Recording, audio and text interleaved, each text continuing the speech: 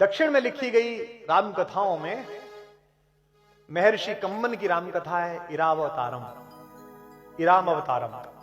उसमें बहुत अद्भुत प्रसंग है जो वाल्मीकि रामायण तुलसी रामायण में नहीं है। जब राम ने लंका विजय के लिए रामेश्वरम में शिवलिंग की स्थापना की, आपको पता होगी 12 ज्योतिर्लिंगों में है, वही रामेश्वरम जहां हमारी भारतीय वैज्ञानिक चेतना का बड़ा ऋषि एपीजे अब्दुल कलाम कब्र में आराम फरमा रहा है, वही रामेश्वरम।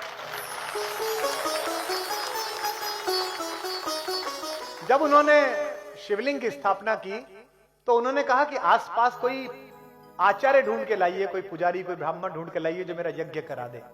तो जामवंत ने कहा कि महोदय, इस जंगल में समुद्र तट पर केवल पेड़ हैं, वनवासी हैं, हम में से तो किसी को पता नहीं है।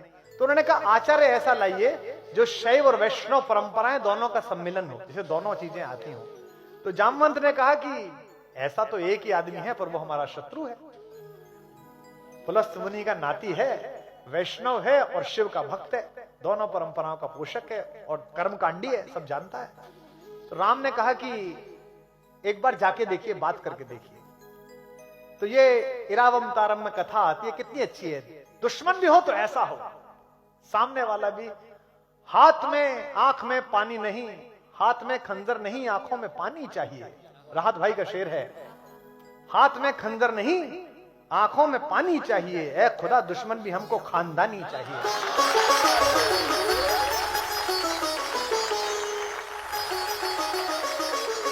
तो रावण जैसा आचार्य, जामवंत जब लंका पहुंचे राम के कहने पर, महर्षि कंबन लिखते हैं कि यह बात रावण को पता चली कि जामवंत आए हैं। जामवंत उनके पितामह के दोस्त रह चुके हैं, तो उनको लगा कि मेरे बाबा के दोस्त हैं तो आदर करना चाहिए। उसने राक्षसों से कहा कि मेरे महल तक का रास्ता बताने के लिए उन्हें कष्ट ना हो, हर जगह राक्षस हाथ जोड़कर खड़े हो जाए और जिधर की तरफ इशारा कर दें उधर जामवंत चलें।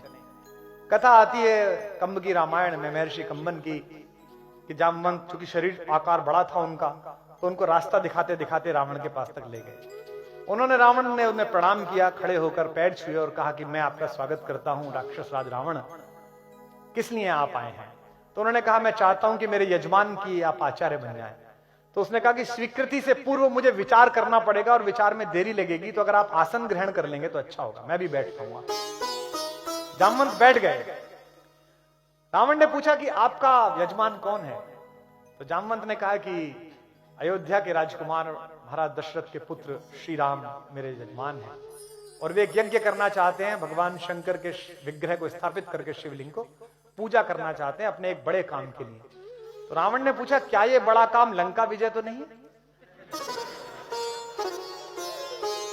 जामवंत ने कहा आचार्य आप ठीक समझ रहे हैं, ये लंका विजय का यज्ञ है, तो क्या आप आचार्य पद स्वीकार करेंगे?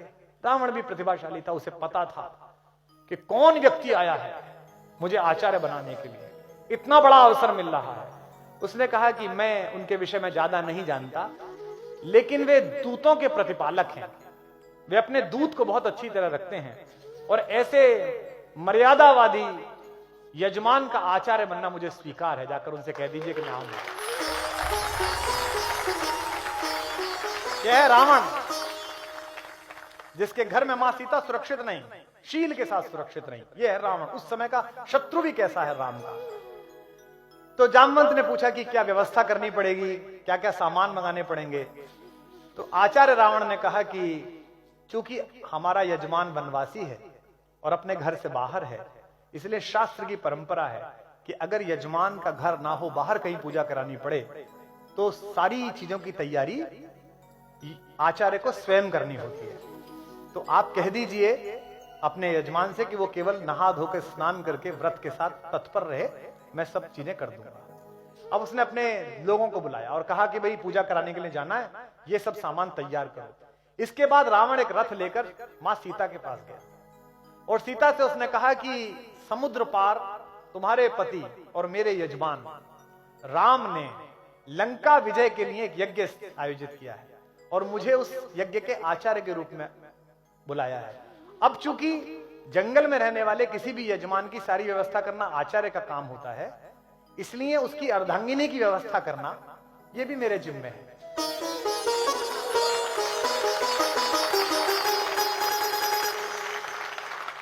तो ये रथ खड़ा हुआ है, ये पुष्पक विमान है, तुम इसमें बैठ जाओ, लेकिन तुम ध्यान रखना वहां भी तुम मेरी ही सुरक्षा में हो, मेरी ही कैद में हो।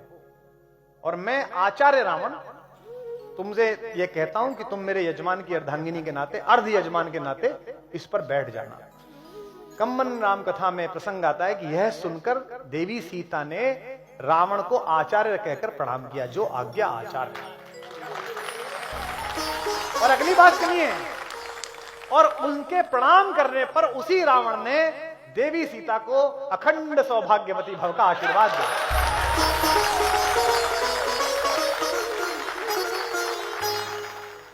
तो जब रावण पहुंचा राम के पास आचार्य बनकर, आचार्य रावण जब पहुंचे तो दोनों भाइयों ने उठकर आचार्य को प्रणाम किया और कहा कि आचार्य, मैं आपका यजमान राम आपको प्रणाम करता हूं।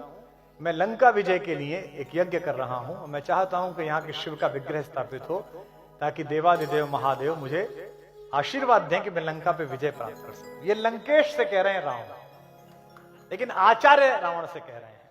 आचार्य ने कहा कि मैं आपके यज्ञ को पूरी तरह संपादित करूंगा और ईश्वर महादेव चाहेंगे तो आपको उस यज्ञ का फल प्राप्त होगा। ये रावण ने कहा। तैयारियां शुरू करिए तो बताया कि हनुमान गए हैं शंकर का विग्रह लेने के लिए, शिवलिंग लेने के लिए। अब हनुमान गए हैं तो ये भी पता नहीं कि वो महादेव को डायरेक्ट लाएंगे या कोई शिवलिंग लेके आएंगे, क्योंकि हनुमान की तो इस चीज में एक्सपर्टीज है कि उन्हें दवाई मंगाने भेजो तो मेडिकल स्टोर ले आते हैं उठा के। तो आचार्य रावण ने कहा कि पूजा में देरी संभव नहीं है, मुहूर्त नहीं टल सकता, इसलिए आप बैठिए और आपकी धर्म पत्नी वे कहां है, उन्हें बुलाइए। तो राम ने कहा कि आचार्य, मेरी धर्म पत्नी तो उपस्थित नहीं है यहाँ पर, तो ऐसी कोई शास्त्रीय विधि हो जिसमें उनकी अनुपस्थिति में यह यज्ञ हो जाए। तो रावण ने कहा यह संभव नहीं है, केवल 3 प्रकार से इसकी अनुमति है। एक, या तो आप विधुर हो, आपकी पत्नी नहीं हो, दूसरे आप अविवाहित हो, आपका विवाह नहीं हुआ हो, और तीसरे आपकी पत्नी ने आपको त्याग दिया हो। क्या तीनों स्थितियां हैं? तो राम ने कहा तीनों स्थितियां तो नहीं है। अब राम ये कैसे कहें कि आप ही हैं उसके कारण, क्योंकि वे तो आचार्य हैं। तो जामवंत ने कहा कि आचार्य फिर इसकी क्या व्यवस्था है? तो उन्होंने कहा कि जब कोई यजमान जंगल में हो और उसके पास यज्ञ को पूरा करने के समस्त साधन ना हो, तो आचार्य की जिम्मेदारी होती है कि वो यज्ञ के साधन उपस्थित कराए।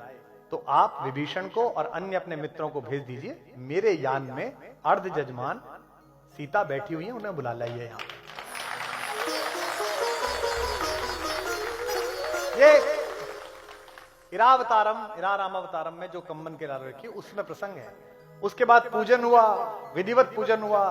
मां सीता ने अपने हाथ से ही वो शिवलिंग स्थापित किया, जो आज भी वहां लंकेश्वर का शिवलिंग वहां पर मौजूद है, जिसके बारे में कहते हैं कि जब रामेश्वरम में कहते हैं कि जब हनुमान अपना शिवलिंग उठा लाए एक, और हनुमान ने कहा इसे हटाओ मैं भी लगाऊंगा, तो राम ने कहा कि जो लगाए लगने दो।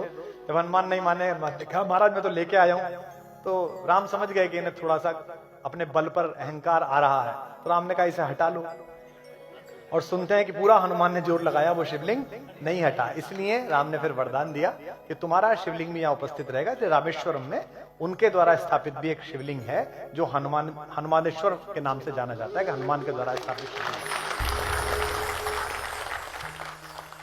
यज्ञ संपन्न हुआ और दोनों यजमानों ने, राम और सीता ने, आचार्य रावण को प्रणाम किया।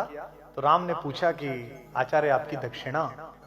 तो आचार्य ने कहा कि आप वनवासी हैं, मैं जानता हूं कि आपके पास कोई दक्षिणा नहीं है और आप मुझे दक्षिणा नहीं दे सकते, और स्वर्णमयी लंका के राजा आचार्य को आप क्या दक्षिणा देंगे, इसलिए मेरी दक्षिणा आप पर रही।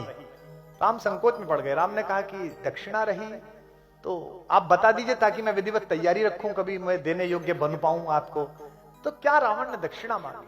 राम ने कहा आचार्य होने के नाते मैं आपसे दक्षिणा मांगता हूं कि जब मेरा अंतिम समय आए तो यजमान मेरे सामने उपस्थित रहे, मैं आपसे दक्षिणा मांगता हूं।